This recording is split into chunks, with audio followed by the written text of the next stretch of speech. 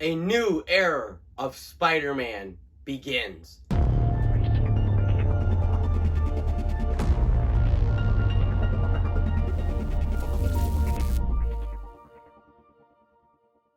Hey guys, it's Chris, and in today's video, we are talking about Your Friendly Neighborhood Spider-Man, Episode 1 and 2.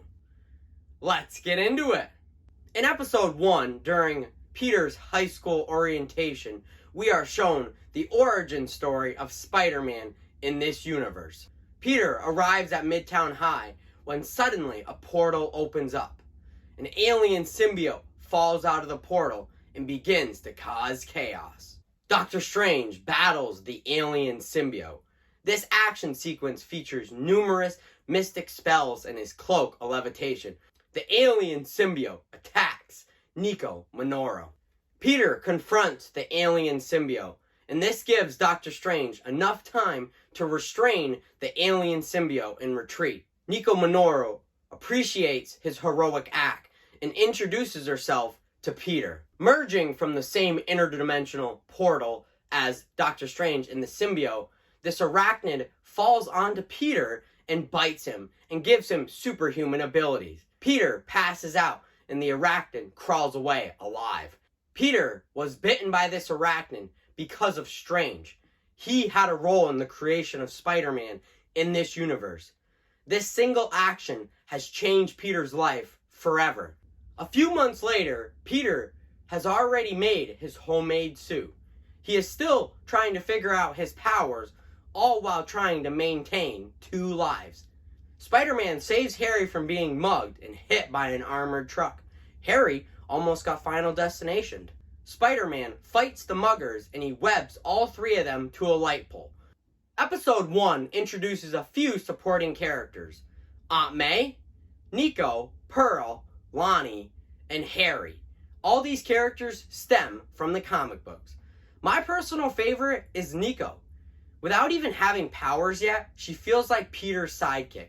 She has his back, no matter what. Episode 1 features a street-level, high-speed chase. Spider-Man stops a van from crashing into a bus. He just uses all his strength to just stop the van from crashing right into the bus. This action sequence is referenced in Captain America Civil War.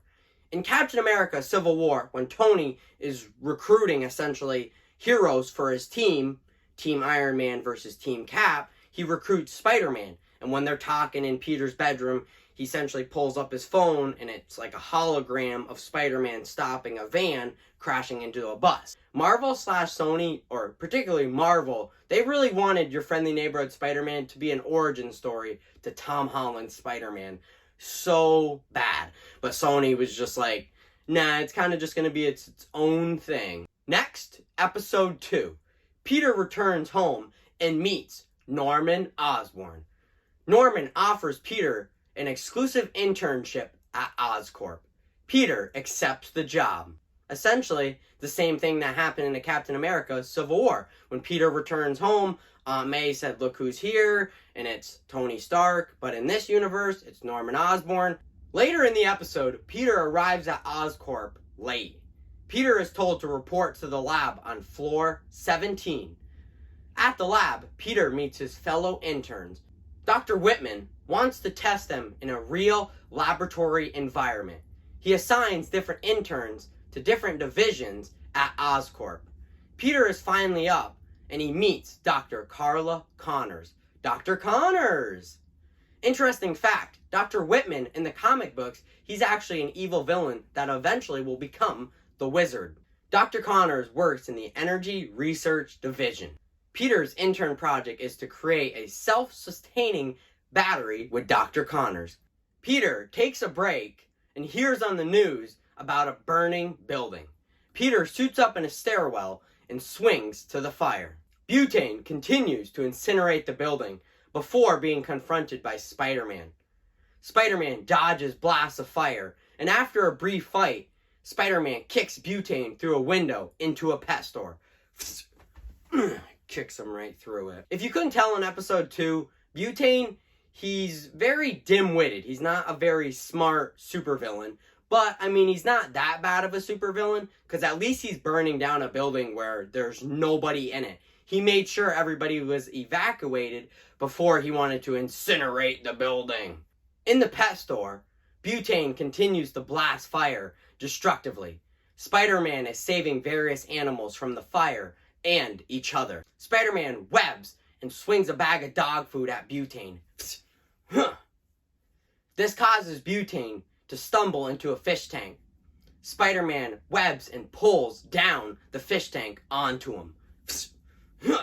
Spider-Man goes to check if the villain is knocked out, but is startled. He slaps the villain, slap, and knocks him out. Spider-Man notices a strange insignia on Butane's gauntlets. Now, something I wanted to explain in this video that I didn't put in the script is that the circles that are on Butane's gauntlet, it does look like an infinity symbol. At first, when I saw that, I was like, wait a minute, that's an infinity symbol. But then I did a little bit of research, and I actually looked at it, having rewatched it 2 or 3 times, and those insignia reminds me of OO. And which other supervillain in the Spider-Man franchise has OO?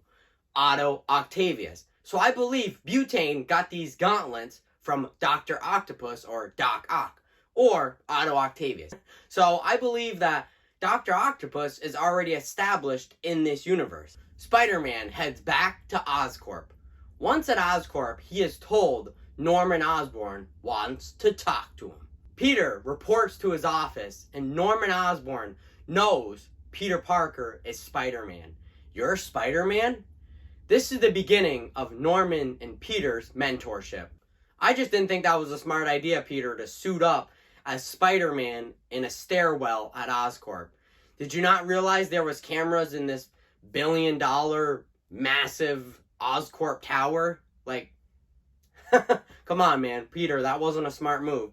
But I believe that they just did this so they would establish Norman Osborn knows, essentially right from the beginning, at least from episode 2, that Peter Parker is Spider-Man. Your Friendly Neighborhood Spider-Man, episode 1 and 2, is a great start to season 1. Both episodes introduce engaging characters and feature street-level action sequences. Peter's origin story is changed, but still makes a bold impact. I'm excited for what this show has in store for Spider-Man fans. Regardless of what Spider-Man you are watching, you are in for an amazing experience. I'm Spider-ManChris, and I'll see you in the next one.